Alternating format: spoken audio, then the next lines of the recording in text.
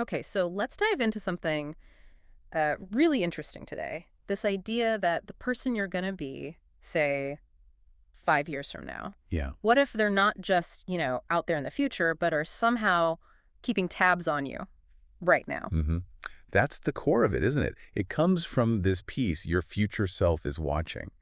Really makes you stop and think. It really does. And what I found particularly compelling in the source material is how it frames that link between now and then. Yeah. It's not just vague personal growth. Right. It's saying, look, that person in 5 years, they aren't a mystery. Yeah. They're a direct, like a product of what you're doing, what you're choosing today. Okay, so it's shifting it from Yeah. something passive that just happens to you to something you're actively building, Like constructing. active construction. Yeah. You're the architect of that future self. So I guess our mission here for this deep dive is to really unpack what the source points to. What are those specific things shaping that future self? And crucially, what does the source say you should do about it? What did that knowledge imply for, your actions right now? Right, because the source doesn't just leave it hanging there, it gets specific. It does. It points to concrete areas, like the information you take in. Yeah, the inputs, determining the outputs, that sort of thing.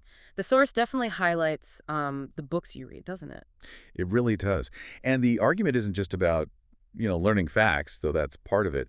It's more about how consistent reading, especially maybe challenging stuff, Nonfiction, maybe. yeah, nonfiction, complex ideas, how that actually reshapes your mental landscape, Hmm. your ability to think critically, connect dots, handle complexity. Okay, so it's building cognitive muscle, the kind your future self is absolutely going to need. That's the idea presented.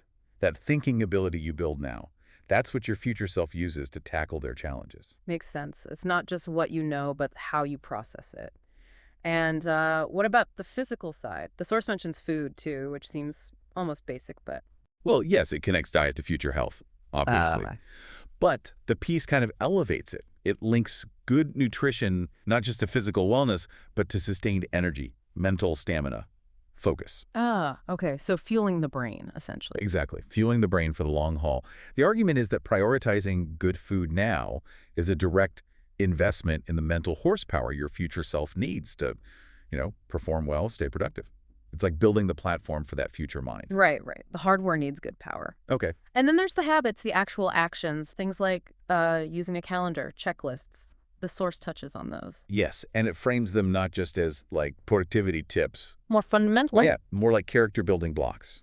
Consistently using a calendar. That builds reliability, foresight, sticking to a checklist. That builds thoroughness, discipline. Mhm. These small repeated actions, according to the source, they compound. They shape how you approach everything. They build the sort of executive function your future self needs for bigger things. So when you put it all together, the reading, the food, these daily habits, the source is basically saying these aren't just small details. No, not at all. They're the actual bricks and mortar. Yeah. You're literally constructing that future person with these choices. Every decision is kind of a vote. That's a good way to put it. A vote for who you're becoming.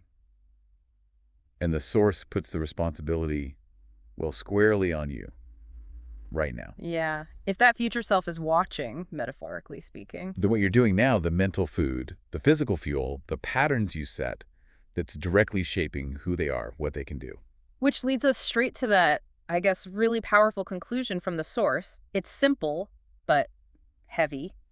Act accordingly. It's direct, isn't it? No messing around. It flips the whole script. You're not just drifting through time.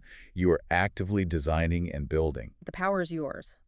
And the responsibility. Exactly. Based on today's choices. And this isn't just some, philosophical exercise. It's about your life, the you that will be here in 5 years, and what you're doing or not doing right now. Mm-hmm. Which really brings it home with the final thought the source leaves us with. It kind of poses this question. Yeah. If your future self is watching you now, seeing everything, what's one specific thing you could do today? Just one thing. Yeah, maybe even something small. Yeah. But something concrete